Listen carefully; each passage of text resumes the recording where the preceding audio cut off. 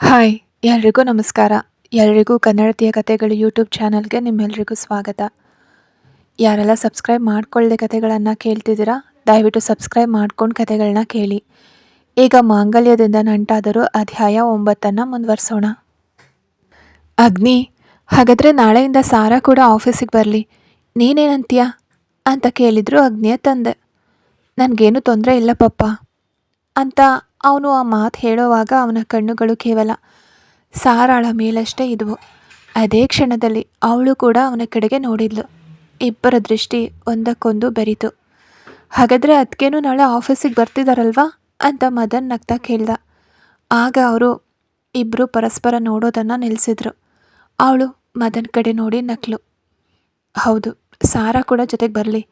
ಇಲ್ಲಿ ಕೂತು ಅವಳೇನು ಮಾಡ್ತಾಳೆ, ಅಲ್ಲಿ ಹೋಗಿ ಕೆಲಸವನ್ನೆಲ್ಲ ಕಲೀಲಿ, ಅಗ್ನಿಗೆ ಒಂದು ಸಹಾಯನೂ ಆಗುತ್ತೆ ಅಂತ ಅವನ ತಂದೆ ಸಾರಾನ ನೋಡಿ ಹೇಳಿದಾಗ ಅವಳು ನಕ್ಳು. ಸರಿ, ಹಾಗಾದರೆ ನಾನು ನೋಡ್ತೀನಿ ಅಮ್ಮ ಅಪ್ಪ, ನಾನು ಹೋಗಿ ಬರ್ತೀನಿ ಅಂತ ಅಗ್ನಿ ಸಾರಾಗೆ ಕೇಳಿಸುವಂತೆ ಅವ್ರ ಜೊತೆಗೆ ಹೇಳ್ದ. ಅಣ್ಣ, ಅದಕ್ಕೆ ಹತ್ರ ಹೇಳ್ತಿಲ್ವಾ ಅಂತ ಮದನ್ ನಗ್ತಾ ಕೇಳ್ದ. ಅಗ್ನಿ ಮದನನ್ನು ತೀಕ್ಷ್ಣವಾಗಿ ನೋಡಿದಾಗ ಮದನ್ ತಾನು ತಿಂತಾ ಇದ್ದ ಊಟದ ಕಡೆಗೆ ಗಮನ ಹರಿಸ್ದ. ಅಗ್ನಿಯ ಕಣ್ಣುಗಳು ಸಾರಾಳತ್ವ ಹರಿದ್ವು. ಆದರೆ ಅವಳು ಅವನ ಕಡೆಗೆ ಗಮನ ಕೊಡದೇ ಇರೋ ಹಾಗೆ ಊಟ ಮಾಡ್ತಿದ್ಲು. ಅದನ್ನು ಕಂಡ ಅಗ್ನಿಗೆ ಸಿಟ್ಟು ಬಂತು. ಅವನು ಅವಳನ್ನು ಒಮ್ಮೆ ನೋಡಿ ಕೋಪದಿಂದ ಕಾರಿನ ಕೀ ತಗೊಂಡು ಹೊರಗಡೆ ಹೋದ. ಮಗಳೇ ಅಂತ ಅಗ್ನಿ ಹೋದ ನಂತರ ರಾಧಾ ಅವಳ ತಲೆ ಸವರಿ ಕರೆದ್ರು. ಅದನ್ನು ಕೇಳಿ ಸಾರಾ ಕಣ್ಣೀರನ್ನು ತಡೆ ಹಿಡಿದು ಅವರತ್ತ ನೋಡಿ ನಗುನಗುತ್ತಲೇ ಎದ್ದು ನಿಂತಳು. ನಂತರ ಸಾರಾ ತನ್ನ ಕೆಲಸಗಳನ್ನೆಲ್ಲ ಮುಗಿಸಿ ತನ್ನ ರೂಮಿಗೆ ಹೋಗುವಾಗ ಅವರ ರೂಮಿನ ಪಕ್ಕದಲ್ಲೇ ಇನ್ನೊಂದು ರೂಮ್ ಇರೋದನ್ನು ಗಮನಿಸಿದ್ಲು. ಇಷ್ಟು ದಿನಗಳ ಸಮಸ್ಯೆಗಳ ನಡುವೆ ಅವಳು ಆ ರೂಮನ್ನು ಗಮನಿಸೇ ಇರಲಿಲ್ಲ. ಅವಳು ಅತ್ತ ಕಡೆ ನಡೆದ್ಲು. ಅವಳು ಆ ರೂಮನ್ನು ತೆರೆಯೋಕ್ಕೆ ಪ್ರಯತ್ನಿಸಿದ್ರೆ ಅದು ಲಾಕ್ ಆಗಿತ್ತು. ಇದೇನಿದು ಹೀಗೆ ಬಂದಾಗಿದೆ ಅಂತ ಅವಳು ತನ್ನಲ್ಲಿಯೇ ಆಲೋಚಿಸಿದ್ಲು. ಅದನ್ನು ತೆರೆಯೋಕ್ಕೆ ಸಾಧ್ಯವಾಗಲಿಲ್ಲ ಅಂತ ಅವಳು ವಾಪಸ್ ರೂಮಿಗೆ ಹೋದ್ಲು. ಅವಳ ಬಟ್ಟೆಗಳೆಲ್ಲ ಬ್ಯಾಗ್ನಲ್ಲೇ ಇದ್ವು. ಹಾಗಾಗಿ ಸುಮ್ಮನೆ ಕೂರದೆ ಅದನ್ನೆಲ್ಲ ಕಬೋರ್ಡ್ನಲ್ಲಿ ಜೋಡಿಸ್ಬೇಕು ಅಂತ ನಿರ್ಧರಿಸಿದ್ಲು. ಅವಳು ಬಟ್ಟೆಗಳನ್ನೆಲ್ಲ ಜೋಡಿಸೋವಾಗ ಕಬೋರ್ಡ್ನಲ್ಲಿ ಇನ್ನೊಂದು ಡ್ರಾಯರ್ ಗಮನಿಸಿದ್ಲು. ಅವಳು ಅದನ್ನು ತೆರೆದು ನೋಡಿದ್ಲು. ಅದರಲ್ಲಿ ಲವ್ ಚಿಹ್ನೆ ಇರೋ ಕೀ ಚೈನ್ ಜೊತೆಗೆ ಒಂದು ಕೀ ಕೂಡ ಇತ್ತು. ಅವಳು ಅದನ್ನು ಕೈಗೆ ತೆಗೆದುಕೊಂಡ್ಳು. ಅದು ಯಾವುದ್ರ ಕೀ ಆಗಿರಬಹುದು ಅಂತ ಯೋಚಿಸಿದ್ಲು. ಆಗ ಅವಳಿಗೆ ಆ ರೂಮಿನ ನೆನಪಾಯಿತು. ಬಹುಶಃ ಅದು ಆ ರೂಮಿಂದೇ ಆಗಿರಬಹುದು ಅಂತ ಅನ್ನಿಸ್ತು ಅವಳಿಗೆ. ಹೇಗಿದ್ರೂ ಒಮ್ಮೆ ಟ್ರೈ ಮಾಡಿ ನೋಡೋಣ ಅಂದ್ಕೊಂಡು ಅವಳು ಆ ಕೀ ಹಿಡ್ಕೊಂಡು ಆ ರೂಮಿನ ಕಡೆಗೆ ಹೋದ್ಲು. ಸುಮ್ಮನೆ ಪರೀಕ್ಷಿಸೋಣ ಅಂತ ಲಾಕ್ಗೆ ಕೀ ಹಾಕಿ ತಿರುಗಿಸಿದಾಗ ಅದು ಓಪನ್ ಆಯಿತು. ಅವಳು ಒಳಗಡೆ ಹೋದ್ಲು. ಅಲ್ಲಿ ತುಂಬ ಟೆಡ್ಡಿ ಬೇರ್ಗಳು, ಸಾಕಷ್ಟು ಕಾರ್ಡ್ಸ್ಗಳು ಮತ್ತು ಮತ್ತಷ್ಟು ಗಿಫ್ಟ್ಗಳನ್ನು ಒಂದು ಟೇಬಲ್ ಮೇಲೆ ಜೋಡಿಸಿಡಲಾಗಿತ್ತು. ಅವಳು ರೂಮಿನೊಳಗಡೆ ಹೋಗಿ ನೋಡಿದ್ಲು. ರೆಡ್ ರೋಸ್, ವೈಟ್, ಹೀಗೆ ಹಲವು ಬಣ್ಣದ ಟೆಡ್ಡಿ ಬೇರ್ಗಳು ಮತ್ತು ಅನೇಕ ರೀತಿಯ ಕಾರ್ಡ್ಗಳನ್ನು ಅಲ್ಲಿ ಕಂಡ್ಳು. ಅವಳು ಪ್ರತಿಯೊಂದನ್ನು ತೆಗೆದು ನೋಡಿದ್ಲು. ಎಲ್ಲದರ ಮೇಲೂ ಟು ಮೈ ಲವ್ ಅಂತ ಬರೆಯಲಾಗಿತ್ತು. ಅದೆಲ್ಲವೂ ಅಗ್ನಿಯ ಹಳೆಯ ಅಫೇರ್ನಲ್ಲಿ ಇದ್ದ ಹುಡುಗಿ ಕೊಟ್ಟಿರಬಹುದು ಅಂತ ಸಾರಾಗೆ ಅನ್ನಿಸ್ತು. ಎಲ್ಲ ಕಾರ್ಡ್ಗಳಲ್ಲೂ ಆ ಹುಡುಗಿ ಸ್ವಂತಹ ಕೈ ಬರಹದಲ್ಲಿ ಬರೆದ ಲವ್ವೆಬಲ್ ಕೋಡ್ಸ್ ಇದ್ವು. ಅವಳು ಅದನ್ನೆಲ್ಲ ನಗ್ತಾ ಓದಿದ್ಲು. ಆ ಹುಡುಗಿ ಅಗ್ನಿನ ಎಷ್ಟು ಪ್ರೀತಿಸ್ತಿದ್ಲು ಅಂತ ಸಾರಾಗೆ ಅನ್ನಿಸ್ತು. ಅದಕ್ಕೆ ಅಂತ ಅಷ್ಟರಲ್ಲೇ ಹಿಂದಿನಿಂದ ಮದನ್ ಧ್ವನಿ ಕೇಳಿ ಸಾರಾ ಬೆಚ್ಚಿ ಬಿದ್ದು ತಿರುಗಿ ನೋಡಿದ್ಲು. ಅದಕ್ಕೆ ಇಲ್ಲೇನು ಮಾಡ್ತಿದ್ದೀರಾ, ಇದು ಹೇಗೆ ನಿಮಗೆ ಓಪನ್ ಆಯಿತು ಡೋರು ಅಂತ ಮದನ್ ಸಂಶಯದಿಂದ ಕೇಳಿದಾಗ ಸಾರಾ ಎಲ್ಲವನ್ನ ವಿವರಿಸಿದ್ಲು. ಅದಕ್ಕೆ ಇಲ್ಲಿ ಬನ್ನಿ ಅಂತ ಹೇಳಿ ಅವನು ಅವಳ ಕೈ ಹಿಡಿದು ರೂಮಿನ ಹೊರಗಡೆ ಕರ್ಕೊಂಡು ಹೋದ. ನಂತರ ಡೋರ್ ಲಾಕ್ ಮಾಡಿ ಕೀನ ಅವಳ ಕೈ ಕೊಟ್ಟ. ಇದನ್ನು ಇದ್ದ ಜಾಗದಲ್ಲೇ ವಾಪಸ್ ಇಟ್ಬಿಡಿ ಅಂತ ಅವನು ಅವಳನ್ನು ನೋಡಿ ಹೇಳ್ದ. ಏನಾಯಿತು ಮದನ್, ಅಲ್ಲಿ ಒಂದೊಂದಾಗಿ ನೋಡ್ತಿದ್ದೆ, ನೀನು ಯಾಕೆ ಹೊರಗಡೆ ಕರ್ಕೊಂಡು ಬಂದು ಲಾಕ್ ಮಾಡಿದೆ? ಎಷ್ಟು ಚೆನ್ನಾಗಿದೆ ಆ ಬಣ್ಣ ಬಣ್ಣದ ಟೆಡ್ಡಿ ಬೇರ್ಸ್ಗಳು, ನೋಡೋಕೆ ಎಷ್ಟು ಖುಷಿಯಾಗುತ್ತೆ ಗೊತ್ತಾ? ಸರಿಯಾಗಿ ನೋಡೋಕೆ ಕೂಡ ಆಗಲಿಲ್ಲ. ನಿನಗೇನಾಗಿದೆ ಅಂತ ಅವಳು ಸ್ವಲ್ಪ ಕೋಪದಿಂದಲೇ ಕೇಳಿದ್ಲು. ನನ್ನ ಅತ್ತಿಗೆಗೆ ಆ ರೂಮಿನ ಬಗ್ಗೆ ಏನು ಗೊತ್ತು? ಅಗ್ನಿ ಅಣ್ಣ ಆ ರೂಮಿಗೆ ಯಾರನ್ನೂ ಬಿಡೋದಿಲ್ಲ. ಆ ಹುಡುಗಿ ಅಣ್ಣನಿಗೆ ಕೊಟ್ಟ ಗಿಫ್ಟ್ಗಳನ್ನು ಅಲ್ಲಿ ಭದ್ರವಾಗಿ ಇಟ್ಟಿದ್ದಾರೆ ಅಂದ ಮದನ್. ಅದಕ್ಕೇನಂತೆ, ಒಂದ್ಸಲ ಹೋಗಿ ನೋಡಿದ್ರೆ ಏನಾಗ್ಬಿಡತ್ತೆ ಅಂತ ಸಾರಾ ಸೊಂಟದ ಮೇಲೆ ಕೈ ಇಟ್ಕೊಂಡು ಕೇಳಿದ್ಲು. ನನ್ನ ಅತ್ತಿಗೆ ಆ ರೂಮ್ನಲ್ಲಿ ನನ್ನನ್ನು ಅಣ್ಣ ಒಳಗಡೆ ಬಿಡೋದಿಲ್ಲ. ಅಷ್ಟೇ ಯಾಕೆ, ಅದನ್ನು ನೋಡೋಕೆ ಕೂಡ ಅಣ್ಣ ಪರ್ಮಿಷನ್ ಕೊಟ್ಟಿಲ್ಲ. ಆ ಹುಡುಗಿಯ ನೆನಪಿಗಾಗಿ ಅಂತೆಲ್ಲ ಹೇಳಿ ಭದ್ರವಾಗಿಟ್ಟಿದ್ದಾರೆ. ಅಣ್ಣ ಇಲ್ದಿರೋ ಟೈಮ್ನಲ್ಲಿ ಇದರೊಳಗಡೆ ಹೋಗಿದ್ದು ಅಣ್ಣಂಗೆ ಗೊತ್ತಾದರೆ ಅಣ್ಣ ಭೂಕಂಪನ ಸೃಷ್ಟಿಸ್ತಾನೆ. ಅದಕ್ಕೆ ಹೇಳಿದ್ದು ಹೊರಗಡೆ ಬನ್ನಿ ಅಂತ. ಇಲ್ಲಾಂದರೆ ಅಣ್ಣನಿಂದ ಮತ್ತೆ ಪೆಟ್ಟು ತಿನ್ನಬೇಕಾದಿತ್ತು. ಅತ್ತಿಗೆ ಕೆನ್ನೆ ಮೇಲೆ ಅಣ್ಣನ ಬೆರಳ ಗುರುತುಗಳು ಕಾಣಬಾರ್ದು ಅಂತ ಈ ತಮ್ಮ ಹೇಳಿದ್ದು ಅಂತ ನಗ್ತಾ ಹೇಳ್ದ ಮದನ್. ಹೌದಾ, ಪ್ರೀತಿ ಅತಿರೇಕಕ್ಕೆ ಹೋಗ್ತಿದ್ಯಲ್ಲ ಮದನ್, ನಿನಗೇನು ಬೇಕು ಅಂತ ನಗ್ತಾ ಕೇಳಿದ್ಲು ಸಾರಾ. ಅದು ಅದಕ್ಕೆ ನಂಗೊಂದು 500 ರೂಪಾಯಿ ಕೊಡ್ತೀರಾ ಅಂದ ಮದನ್. ಯಾಕೆ ಅಂತ ಅವಳು ಹುಬ್ಬೇರಿಸಿ ಕೇಳಿದ್ಲು. ಇವತ್ತು ನನ್ನ ಫ್ರೆಂಡ್ಸ್ ಎಲ್ಲರೂ ಸಿನಿಮಾಕ್ಕೆ ಹೋಗ್ತಿದ್ದಾರೆ ಅಂದ ಮದನ್. ಕ್ಲಾಸ್ ಕಟ್ ಮಾಡಿದ್ಯಾ ಅಂತ ಸಂಶಯದಿಂದ ಕೇಳಿದ್ಲು ಸಾರಾ. ಅಂತ ಅವನು ತಲೆ ಅಲ್ಗಾಡಿಸ್ದ. ಖಂಡಿತವಾಗ್ಲೂ ಸಿನಿಮಾಕ್ಕೆ ತಾನೇ ಹೋಗೋದು ಅಂತ ಮತ್ತೆ ಕೇಳಿದ್ಲು ಸಾರಾ. ಅದಕ್ಕೆ ಆಣೆ ಮಾಡ್ತೀನಿ, ಅಮ್ಮನ ಹತ್ರ ಕೇಳಿದ್ರೆ ಕ್ಲಾಸ್ ಕಟ್ ಮಾಡ್ತಿದ್ಯಾ ಅಂತ ಹೇಳಿ ದುಡ್ಡೇ ಕೊಡಲ್ಲ. ಇನ್ನು ಅಣ್ಣನ ಪಾಕೆಟ್ನಿಂದ ಕದಿಯೋಣ ಅಂದರೆ ಮೊದಲಿನ ಹಾಗಿಲ್ವಲ್ಲ ಈಗ, ನನಗೆ ಫ್ರೀಡಮ್ ಆಗಿ ಒಳಗಡೆ ಹೋಗೋಕ್ಕೆ ಸಾಧ್ಯವಾಗ್ತಿಲ್ವಲ್ಲ ಅಂತ ನಗ್ತಾ ಹೇಳಿದಾಗ ಸಾರಾ ಕೂಡ ಅವನ ಜೊತೆಗೆ ನಕ್ಳು. ಏಯ್ ಮದನ್, ಅಷ್ಟಕ್ಕೂ ಅಗ್ನಿಗೆ ಆ ಹುಡುಗಿ ಅಷ್ಟು ಇಷ್ಟವಾಗಿದ್ಲ ಅಂತ ಸಾರಾ ಸಂಶಯದಿಂದ ಕೇಳಿದ್ಲು. ಹೌದು, ಅವ್ರ ಮಧ್ಯೆ ತುಂಬ ವರ್ಷಗಳ ರಿಲೇಷನ್ಶಿಪ್ ಇತ್ತು. ಅದಕ್ಕೆ ಮದುವೆ ಹಂತಕ್ಕೆ ಬಂದಿತ್ತು. ಆ ಹುಡುಗಿ ಅಣ್ಣನ ಹೆಂಡತಿ ಆಗ್ತಾಳೆ ಅಂತಲೇ ನಾವೆಲ್ಲ ಅಂದ್ಕೊಂಡಿದ್ವು. ಆದರೆ ಮದುವೆಗೆ ಕೆಲವು ದಿನಗಳು ಇರುವಾಗ ಏನೋ ಕಾರಣದಿಂದ ಆ ಮದುವೆ ನಿಂತು ಹೋಯಿತು ಅಂದ ಮದನ್. ಅದು ನಿಜವಾಗ್ಲೂ ಹೇಗೆ ನಿಂತು ಹೋಯಿತು ಮದುವೆ? ಅಣ್ಣಂಗೆ ಜಾಬ್ ಇಲ್ಲ ಅಂತ ಹೇಳಿ ಅವ್ರು ಬೇಡ ಅಂದಿದ್ರಾ? ಹಾಗಾದರೆ ಮೊದಲೇ ಅವರು ಮದುವೆಗೆ ಒಪ್ಕೊಂಡಿದ್ಯಾಕೆ? ಹಾಗಾದರೆ ಯಾರೋ ಬೇಕು ಅಂತಲೇ ಅದನ್ನು ನಿಲ್ಲಿಸಿದ್ರಾ ಅಂತ ಸಂಶಯದಿಂದ ಕೇಳಿದ್ಲು ಸಾರಾ. ಅದು ಯಾಕೆ ಅಂತ ನಂಗೆ ಈಗಲೂ ಗೊತ್ತಿಲ್ಲ. ಅದಕ್ಕೆ ಮಧ್ಯದಲ್ಲಿ ಯಾರೋ ಆಟ ಆಡಿರೋ ಹಾಗೆ ನಮ್ಮೆಲ್ರಿಗೂ ಅನಿಸಿದೆ. ಆದರೆ ನಾವು ಯಾರನ್ನು ಹೋಗಿ ವಿಚಾರಿಸೋಣ? ಆ ಹುಡುಗಿ ಕೂಡ ಹೇಳಿದ್ಲು ಯಾರೋ ಬೇಕು ಅಂತಲೇ ನಿಲ್ಲಿಸಿದ್ದು ಅಂತ. ಇಲ್ಲದಿದ್ದರೆ ಅಷ್ಟು ಬೇಗ ಆಕೆ ಅಪ್ಪ ಅಮ್ಮ ಮದುವೆ ಬೇಡ ಅಂತ ಹೇಗೆ ಹೇಳ್ತಾರೆ ಅಂದ ಮದನ್. ಅವರಿಬ್ಬರು ಒಟ್ಟಿಗೆ ಓದ್ತಿದ್ರಾ ಅಂತ ಕೇಳಿದ್ಲು ಸಾರಾ. ಹೌದು, ಅಣ್ಣಂಗೆ ಒಬ್ಬ ಫ್ರೆಂಡ್ ಇದ್ದಾನೆ. ಆ ಅಣ್ಣನ ತಂಗಿ ಮದುವೆಗೆ ಅಣ್ಣ ಹೋಗಿದ್ದ. ಅವರ ಕಸಿನ್ ಆಗಿದ್ಲು ಆ ಹುಡುಗಿ. ಅಲ್ಲೇ ನೋಡಿ ಅಣ್ಣಂಗೆ ಇಷ್ಟ ಆಯಿತು. ಆದರೆ ಆವಾಗ ಅಣ್ಣ ಸುಮ್ಮನಾಗಿದ್ದ. ನಂತರ ಆ ಹುಡುಗಿ ಅಣ್ಣನ ಕಾಲೇಜಿಗೆ ಸೇರಿದ್ಲು. ಹಾಗೆ ಮತ್ತೆ ಕಂಡ್ಲು, ಇಷ್ಟ ಆಯಿತು. ಅಷ್ಟೇ ನಂಗೆ ಗೊತ್ತಿರೋದು. ಡೀಟೇಲ್ಡಾಗಿ ಎಲ್ಲ ನನಗೇನೂ ಗೊತ್ತಿಲ್ಲ. ಆದರೆ ಅಣ್ಣಂಗೆ ಆ ಹುಡುಗಿ ಮೇಲೆ ತುಂಬ ವ್ಯಾಮೋಹ ಇತ್ತು ಅಂತ, ತುಂಬ ಪ್ರೀತಿಸ್ತಿದ್ದ ಅಂತ ಹೇಳ್ದ ಮದನ್. ನಿಮ್ಮ ಹತ್ರ ಎಲ್ಲ ಹೇಗಿದ್ಲು ಅವಳು ಅಂತ ಕೇಳಿದ್ಲು ಸಾರಾ. ನನ್ನ ಹತ್ರ ಚೆನ್ನಾಗೇ ಇದ್ಲು, ಆದರೆ ಅಷ್ಟೊಂದು ಏನು ಫ್ರೆಂಡ್ಲಿ ಆಗಿರಲಿಲ್ಲ. ಆದರೂ ಆ ಹುಡುಗಿ ಒಳ್ಳೆಯವಳೆ. ಅಮ್ಮಂಗೆ ಆ ರಿಲೇಷನ್ಶಿಪ್ ಅಷ್ಟೊಂದು ಇಷ್ಟ ಇರಲಿಲ್ಲ ಅಂದ ಮದನ್. ಅದ್ಯಾಕೆ ಅಂತ ಕೇಳಿದ್ಲು ಸಾರಾ. ಆ ಹುಡುಗಿ ಅಮ್ಮನನ್ನು ಅಷ್ಟೊಂದು ಪ್ರೀತಿಯಿಂದ ಏನು ಕರೀತಿರ್ಲಿಲ್ಲ. ಬಹುಶಃ ಅವಳ ಕ್ಯಾರೆಕ್ಟರ್ ಹಾಗೆ ಇರಬಹುದು. ಅಮ್ಮಂಗೆ ಎಲ್ಲರ ಜೊತೆಗೆ ಬೆರೆಯೋ ಹುಡುಗಿ ಬೇಕಿತ್ತು. ಈಗ ಅದಕ್ಕೆ ನೀವಿದ್ದೀರಲ್ವಾ, ತುಂಬ ಮಾತಾಡ್ತಾ ಚೆನ್ನಾಗಿದ್ದೀರ. ಆ ಹುಡುಗಿ ಹಾಗಿರಲಿಲ್ಲ. ಅಣ್ಣ ಬಲವಂತ ಮಾಡಿದ್ರೆ ಅಮ್ಮನ ಹತ್ರ ಮಾತಾಡ್ತಿದ್ಲು ಅಷ್ಟೆ. ಸಂಕ್ಷಿಪ್ತವಾಗಿ ಹೇಳಬೇಕಂದ್ರೆ ಆ ಹುಡುಗಿಗೆ ಅಣ್ಣ ಮಾತ್ರ ಬೇಕಾಗಿತ್ತು ಅಂತ ನಕ್ಕ ಮದನ್. ಹಾಗಾದರೆ ವಿಷಯ ಇಷ್ಟೇನಾ ಅಂದ್ಲು ಸಾರಾ. ಹೌದು ಅದಕ್ಕೆ, ಬನ್ನಿ, ನಂಗೆ ಕಾಲೇಜಿಗೆ ಹೋಗೋಕ್ಕೆ ಟೈಮ್ ಆಯಿತು ಅಂತ ಅವನು ಅವಳ ಕೈ ಹಿಡಿದು ಎಳೀತಾ ಹೇಳ್ದ. ಕಾಲೇಜ್ಗ ಅಂತ ಸಂಶಯದಿಂದ ಕೇಳಿದ್ಲು ಸಾರಾ. ಅಲ್ಲ, ಸಿನಿಮಾಕ್ಕೆ 9:30ಗೆ ಶೋ ಇದೆ. ಅದಕ್ಕೆ ಲೇಟ್ ಆದರೆ ನನ್ನ ಫ್ರೆಂಡ್ಸ್ ಎಲ್ಲ ಸುಮ್ಮನಿರಲ್ಲ. ನಾನು ಅದಕ್ಕೆ ಅಲ್ವಾ, ದುಡ್ಡು ಕೊಟ್ಟು ಕಳಿಸಿ ಅಂತ ಮದನ್ ಮುದ್ದಾಗಿ ಕೇಳಿದಾಗ ಅವಳು ನಗ್ತಾ ದುಡ್ಡು ಕೊಟ್ಟು ಅವನನ್ನು ಕಳಿಸಿದ್ಲು. ಅವನು ಟಾಟಾ ಹೇಳ್ತಾ ನಗ್ತಾ ಹೊರಟು ಹೋದ. ಸಂಜೆ ಅಗ್ನಿ ಆಫೀಸ್ನಿಂದ ಬೇಗ ಬಂದಿದ್ದ. ಅವನು ಬಂದಾಗ ಸಾರಾ ಸ್ನಾನ ಮಾಡ್ತಿದ್ಲು. ಅವನು ಶರ್ಟ್ ಬದಲಾಯಿಸ್ಕೊಂಡು ಫೋನ್ ಹಿಡ್ಕೊಂಡು ಬೆಡ್ ಮೇಲೆ ಕೂತಿದ್ದ. ಸ್ವಲ್ಪ ಸಮಯದ ನಂತರ ಅವಳು ಬಾತ್ರೂಮ್ನಿಂದ ಹೊರಗಡೆ ಬಂದಳು. ಅವನನ್ನು ರೂಮ್ನಲ್ಲಿ ನೋಡಿ ಅವಳು ಸ್ವಲ್ಪ ಅಂಜಿದ್ಲು.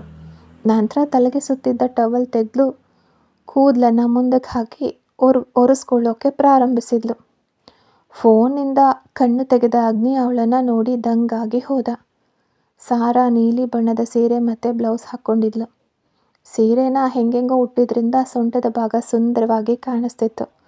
ಅವಳು ಸೀರೆ ಸೆರಗನ್ನು ಸೊಂಟಕ್ಕೆ ಸಿಕ್ಕಿಸಿಕೊಂಡಿದ್ಲು. ಕೂದಲು ಮುಂದಕ್ಕೆ ಹಾಕಿರೋದ್ರಿಂದ ಬೆನ್ನಿನ ಭಾಗ ಅವನ ಕಣ್ಣ ಮುಂದೆ ತೆರೆದಿತ್ತು. ಅಲ್ಲಲ್ಲಿ ನೀರಿನ ಹನಿಗಳು ಇದ್ವು. ಆದರೆ ಸಾರಾ ಯಾವುದಕ್ಕೂ ಗಮನ ನೀಡದೆ ತಲೆ ಒರೆಸ್ಕೊಳ್ತಿದ್ಲು. ಆ ಸೀರೆಯಲ್ಲಿ ಅವಳ ದೇಹ ಆಕರ್ಷಕವಾದ ಆಕಾರ ಎದ್ದು ಕಾಣಿಸ್ತಿತ್ತು. ಅದನ್ನೆಲ್ಲ ನೋಡಿದವನು ಫೋನನ್ನು ಬೆಡ್ ಮೇಲೆ ಹಾಕಿ ಯಾಂತ್ರಿಕವಾಗಿ ಅವಳ ಹತ್ರ ಹೆಜ್ಜೆ ಹಾಕ್ತಾ ಅಗ್ನಿ ಅವಳ ಬೆನ್ನ ಹಿಂದೆ ಬಂದು ನಿಂತ. ಕೂದಲು ಮುಂದಕ್ಕೆ ಹಾಕ್ಕೊಂಡಿದ್ರಿಂದ ಅವಳ ಬೆನ್ನಿನ ಭಾಗವು ಅವನ ಕಣ್ಣ ಮುಂದೆ ತೆರೆದುಕೊಂಡಿತ್ತು. ರೂಮಿನ ಬೆಳಕಿನಲ್ಲಿ ಮಿಂಚುತ್ತಿದ್ದ ನೀರಿನ ಹನಿಗಳನ್ನು ಅಗ್ನಿ ತನ್ನ ಬೆರಳುಗಳಿಂದ ಸವರ್ತಿದ್ದ. ದಿಢೀರಂತ ದೇಹದ ಮೇಲೆ ಏನೋ ಇಳಿತಿದ್ದಂತೆ ಅನಿಸಿದ್ರಿಂದ ಸಾರಾ ಕೂದಲನ್ನು ಹಿಂದಕ್ಕೆ ಹಾಕಿ ಬೆಚ್ಚಿ ಬಿದ್ದು ತಿರುಗಿ ನೋಡಿದ್ಲು. ಅವಳ ಕೂದಲು ಅಗ್ನಿಯ ಮುಖದ ಮೇಲೆ ಬಿದ್ದಿತ್ತು. ತನ್ನ ಹತ್ತಿರದಲ್ಲೇ ನಿಂತು ವಿಚಿತ್ರವಾದ ದೃಷ್ಟಿಯಿಂದ ನೋಡ್ತಿರೋ ಅಗ್ನಿಯನ್ನು ಕಂಡು ಅವಳಿಗೆ ಏನೋ ಒಂದು ರೀತಿಯ ಅನುಭವವಾಯಿತು. ಅವಳ ತುಟಿಗಳು ನಡುಗಿದ್ವು. ದೃಷ್ಟಿ ಅವನ ಕಡೆಗೆ ನೋಡೋಕ್ಕಾಗದೆ ಎಲ್ಲೆಲ್ಲೋ ಅಲಿತಾ ಇತ್ತು.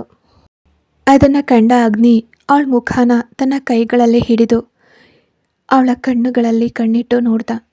ಅವಳು ಅವನ ಕಣ್ಣುಗಳನ್ನೇ ನೋಡತೊಡಗಿದ್ಲು. ಅವನ ಕಣ್ಣುಗಳ ಕಾಂತಿಗೆ ತಾನು ಮರೆತು ಹೋಗ್ತಿದ್ದೀನಿ ಅಂತ ಅವಳಿಗೆ ಅನ್ನಿಸ್ತು. ಒಂದು ಕ್ಷಣ ಅಗ್ನಿ ಅವಳ ಹಣೆ ಮೇಲೆ ವಾತ್ಸಲ್ಯದಿಂದ ಮುತ್ತಿಟ್ಟ. ಅವಳು ಕಣ್ಣುಗಳನ್ನು ಮುಚ್ಚಿ ತೆರೆದ್ಲು. ಅವನು ಕೆನ್ನೆ ಮೇಲೆ ಇರಿಸಿದ್ದ ಕೈಗಳ ಮೇಲೆ ಅವಳು ಕೈ ಇರಿಸಿದ್ಲು. ಅವರಿಬ್ಬರು ಮಾತಾಡೋ ಅಗತ್ಯವಿಲ್ಲದೆ ಪರಸ್ಪರ ಏನನ್ನೋ ಹಂಚ್ಕೊಳ್ತಿದ್ರು. ಅವನ ಕಣ್ಣುಗಳು ಅವಳ ಮುಖದಾದ್ಯಂತ ಅಲ್ಗಾಡ್ತಿದ್ವು, ಅಲಿತಿದ್ವು. ಅದನ್ನು ಕಾಣ್ತಿದ್ದಂತೆ ಅವಳ ಎದೆ ಬಡಿತ ಹೆಚ್ಚಾಯಿತು. ಕಣ್ಣುಗಳು ಮಿಟುಕಿಸ್ತಿದ್ವು, ತುಟಿಗಳು ನಡುಗಿದ್ವು. ಅಗ್ನಿ ಅವಳು ಚಲಿಸ್ತಾ ಇರೋ ಕಣ್ಣುಗಳ ಮೇಲೆ ಮುತ್ತಿಟ್ಟ. ಅವಳ ಮೂಗಿನ ತುದಿಗೆ ಮುತ್ತಿಟ್ಟ. ನಂತರ ಅವಳ ತುಟಿಗಳನ್ನು ತನ್ನ ತುಟಿಗಳಿಂದ ನಿಧಾನವಾಗಿ ಬಂಧಿಸ್ದ. ಅವಳು ದಿಢೀರಂತ ಅವನನ್ನು ತಳ್ಳಿ ತಿರುಗಿ ನಿಂತು ಉಸಿರಾಡತೊಡಗಿದ್ಲು. ಸಾರಾ ಸೀರೆ ಸೆರಗನ್ನು ಬಿಗಿಯಾಗಿ ಹಿಡ್ಕೊಂಡು ಅವಳು ನಡುಗೋ ಕಣ್ಣುಗಳೊಂದಿಗೆ ನಿಂತಿದ್ಲು. ಅವಳ ಎದೆ ಬಡಿತ ಜೋರಾಗಿತ್ತು. ಅವಳ ಕೈಗಳು ನಡುಗ್ತಿದ್ವು. ತನ್ನಲ್ಲಿದ್ದ ಸ್ವಲ್ಪ ಧೈರ್ಯವು ಕರಗಿ ಹೋಗ್ತಿದೆ ಅಂತ ಅವಳಿಗೆ ಅನ್ನಿಸ್ತು. ಅವಳು ಅಲ್ಲಿಂದ ಹೋಗೋಕ್ಕೆ ಪ್ರಯತ್ನಿಸಿದಾಗ ಅಗ್ನಿ ಅವಳ ಕೈ ಹಿಡಿದು ತನ್ನತ್ತ ಎಳ್ಕೊಂಡ. ಅವನು ಏನು ಮಾಡಲಿದ್ದಾನೆ ಅಂತ ಅವಳು ಆಲೋಚಿಸುವಷ್ಟರಲ್ಲೇ ಅವನು ಅವಳ ತುಟಿಗಳ ಮೇಲೆ ತನ್ನ ತುಟಿಗಳನ್ನು ಸೇರಿಸಿದ್ದ. ಒಂದು ಕೈ ಅವಳ ಕುತ್ತಿಗೆ ಹಿಂಭಾಗದಲ್ಲಿ, ಇನ್ನೊಂದು ಕೈ ಅವಳ ಸೀರೆಯ ನಡುವಿನಿಂದ ತೆರೆದ ಸೊಂಟವನ್ನು ಬಿಗಿಯಾಗಿ ಹಿಡಿದಿತ್ತು. ಅವಳು ತನ್ನ ಎರಡೂ ಕೈಗಳಿಂದ ಅವನ ಶರ್ಟನ್ನು ಗಟ್ಟಿಯಾಗಿ ಹಿಡ್ಕೊಂಡ್ಳು. ಕಣ್ಣುಗಳನ್ನು ಬಿಗಿಯಾಗಿ ಮುಚ್ಕೊಂಡ್ಳು. ಅವಳು ಅವನನ್ನು ತಳ್ಳೋಕೆ ಪ್ರಯತ್ನಿಸ್ತಿದ್ರು. ಅವನ ಬಲದ ಮುಂದೆ ಏನೂ ಮಾಡೋಕ್ಕೆ ಸಾಧ್ಯ ಆಗಲಿಲ್ಲ ಸಾರಾಗೆ. ಅವನು ಹಿಂದಕ್ಕೆ ಬಾಗೋಕ್ಕೆ ಪ್ರಯತ್ನಿಸಿದಾಗ ಅವಳು ಕೂಡ ಅವನ ಜೊತೆಗೆ ಬಾಗಿದ್ಲು. ನಿಧಾನವಾಗಿ ಅವಳ ವಿರೋಧ ಕಡಿಮೆ ಆಯಿತು. ಅವಳ ಕೈಗಳು ಅವನ ಶೋಲ್ಡರ್ ಮೇಲೆ ಗಟ್ಟಿಯಾಗಿ ಕೂತ್ವು. ಅಗ್ನಿ ಅವಳನ್ನು ಬಿಡದೆ ಮುತ್ತಿಡುತ್ತಲೇ ಇದ್ದ. ಅವನ ಮೃದುವಾದ ಚುಂಬನದಲ್ಲಿ ಅವಳು ತನ್ನನ್ನೇ ಮರೆತಿದ್ಲು. ಅವನ ಕೈಗಳು ಅವಳ ತೆರೆದ ಹೊಟ್ಟೆಯ ಮೇಲೆ ಓಡಾಡ್ತಿದ್ವು.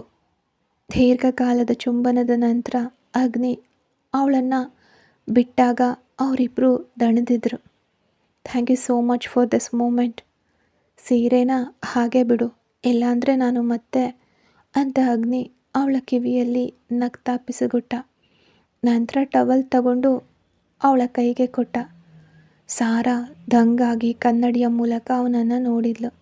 ನಂತರ ಅಗ್ನಿ ಟವಲ್ ತಗೊಂಡು ಬಾತ್ರೂಮಿಗೆ ಹೋದ. ಅವನು ಅಲ್ಲಿಂದ ಹೋದ ನಂತರ ಸಾರಾ ತುಟಿಗಳಲ್ಲಿ ಒಂದು ಮಂದಹಾಸ ಮೂಡಿತ್ತು. ಬಾತ್ರೂಮ್ನೊಳಗಡೆ ಹೋದ ಅಗ್ನಿ ವಾಶ್ ಬೇಸಿನ್ ಮೇಲೆ ಕೈಯೂರಿ ನಿಂತು ನಗ್ತಿದ್ದ. ಅವಳನ್ನು ಚುಂಬಿಸಿದ ತನ್ನ ತುಟಿಗಳನ್ನು ಸವರ್ಕೊಂಡ. ನಂತರ ಮುಖ ತೊಳ್ಕೊಂಡ.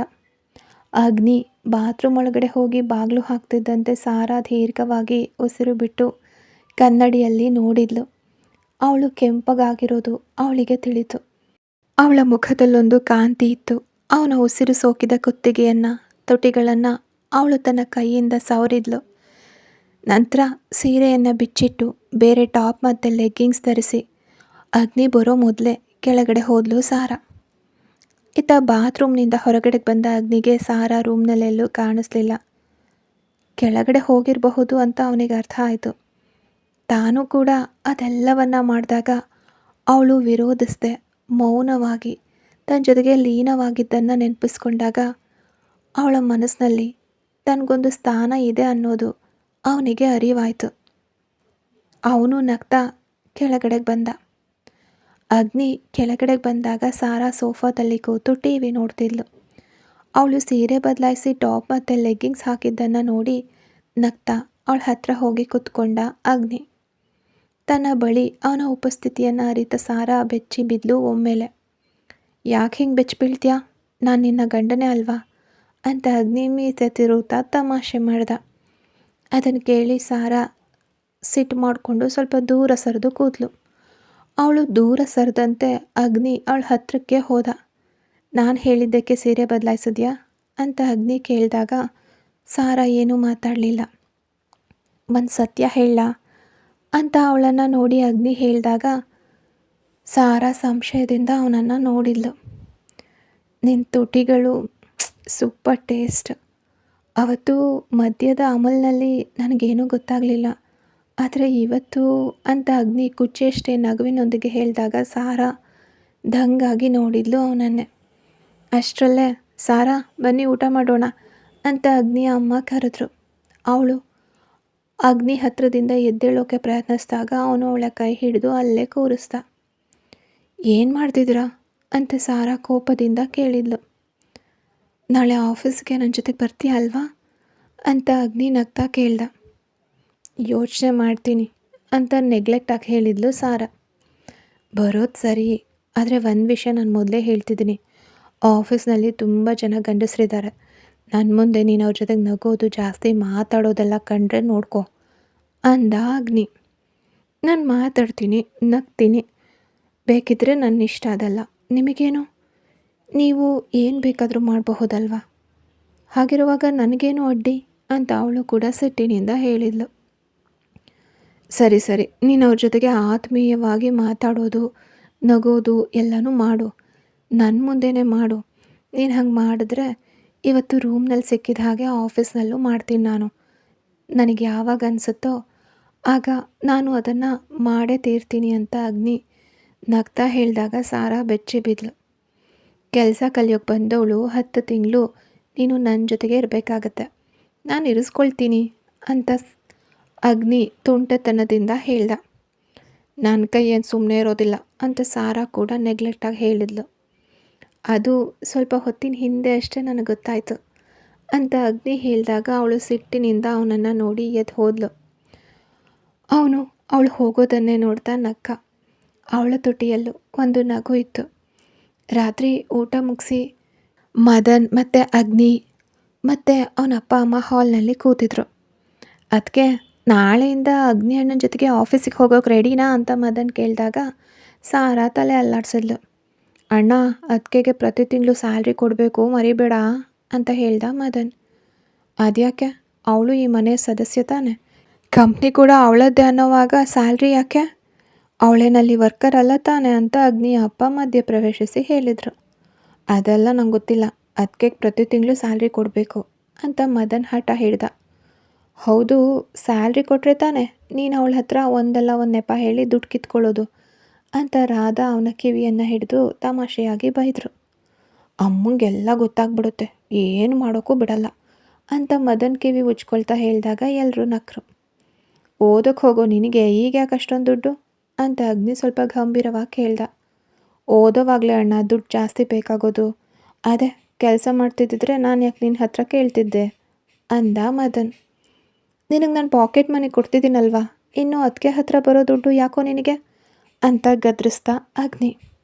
ನಾನು ಬೇಡ ಅಂತ ಹೇಳಲಿಲ್ಲ ಅಣ್ಣ, ಆದರೆ ಅದಕ್ಕೆ ನೀವೇ ಕೇಳಿ. ಇವನು ದುಡ್ಡು ಕೊಡ್ತಾನೆ, ಆದರೆ 100 ಕ್ವೆಶನ್ ಕೇಳ್ತಾನೆ.